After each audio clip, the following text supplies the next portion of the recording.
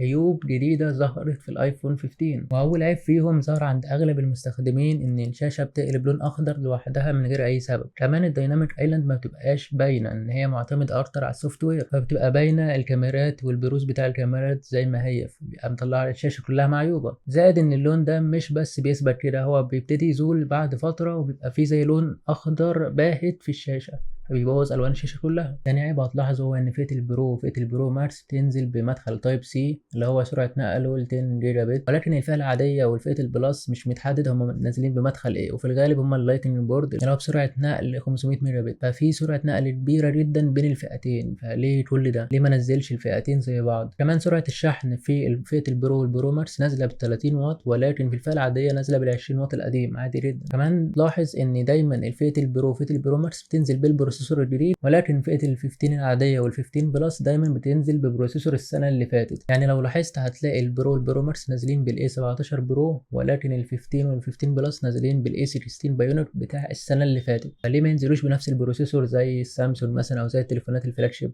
من ضمن عيوب التصنيع اتلاحظت جدا في الايفون الجديد، وهي الفريم بتاعه. اول ما بتمسكه بيبتدي اللون بتاعه يبهت مع فترة المسك بتاعه، خصوصا لو انت ايديك بتعرق زي كده. ده بسبب مرحلة في التصنيع ما اتعملتش، فده خلى زي ما تقول كده الدهان او الطلاء المعمول على الفريم مش ثابت. هو ثابت بس مجرد بس عرق، او انت مثلا بتعرق كتير او ميه نزلت عليه او كده يبتدي يبهت، اللون بتاعه يخف كده، يبقى عامل زي لون البقع كده او لون المبقع. مشكله ابل واللي دايما لاحظناها في المؤتمر انها دايما متاخره بمراحل.